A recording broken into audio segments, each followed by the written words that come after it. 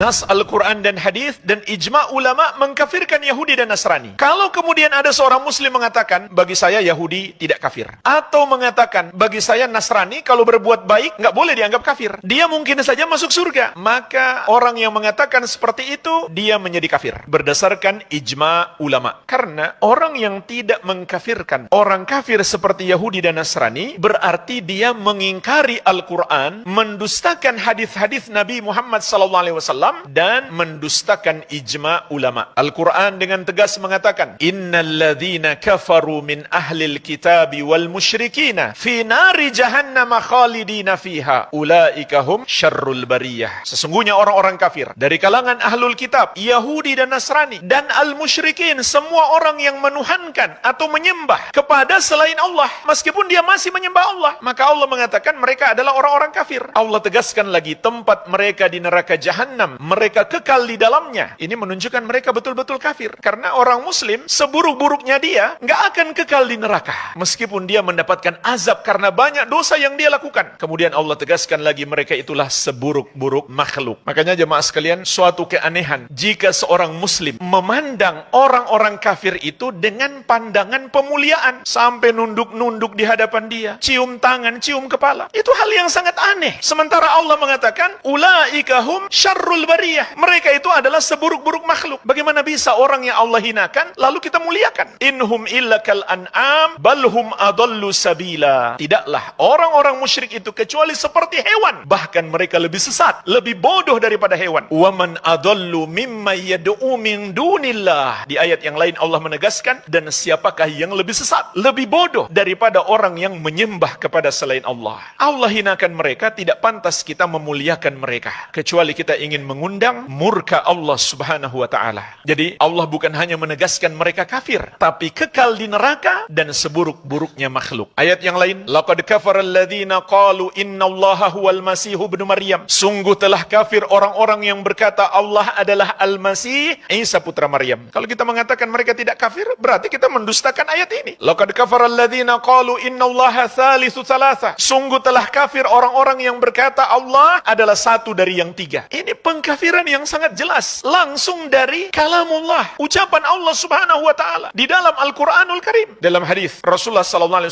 bersabda, walladzi nafsu Muhammadin biyadih la yasma'u bi ahadun min hadhil ummah yahudiyyun wala nasraniyun thumma yamutu wa lam yu'min billadzi ursiltu bihi illa kana min ashabin nar. Demi Allah yang jiwa Muhammad ada di tangannya, tidaklah seorang pun dari umat ini yang pernah mendengar tentang aku, apakah dia Yahudi atau Nasrani, kemudian dia mati sebelum masuk ke dalam agama yang aku bawa, kecuali dia termasuk penghuni neraka. Kalau kita mengatakan mereka mungkin saja selamat karena dalam agama mereka masih ada kebaikan, berarti kita mendustakan hadis ini. Mendustakan satu hadis Nabi SAW yang kita tahu hadis itu sahih, juga termasuk pembatal keislaman yang disepakati para ulama. Kemudian nukilan ijma', di antaranya dinukil oleh Imam Ibnu Hazm dalam kitab beliau Al-Fisal. Beliau mengatakan, wahumul yahud wan nasara wahum kuffarun bila khilafin min ahadin minal ummah. Mereka Yahudi dan Nasrani, para ulama tidak berbeda pendapat bahwa mereka adalah orang-orang kafir. Wa man ankara kufrahum fala khilafa min ahadin minal ummah fi kufrihi wa khurujihi anil Islam. Dan barang siapa mengingkari kekafiran mereka, tidak meyakini mereka kafir, maka juga tidak ada perbedaan pendapat ulama, dia pun menjadi kafir dan keluar dari Islam. Jadi di sini beliau menukil dua ijma' ulama, dua kesepakatan ulama. Pertama, Yahudi dan Nasrani itu kafir. Yang kedua, orang yang tidak mengkafirkan mereka juga menjadi kafir. Sepakat seluruh ulama, tidak ada perbedaan pendapat. Seringkali saya ingatkan, penting dalam masalah hukum, jika ada ijma' ulama padanya, kita sebutkan. Untuk mengingatkan kita semuanya, di sini nggak menerima perbedaan pendapat. Kalau ulama sudah sepakat, tidak boleh lagi ada perbedaan pendapat.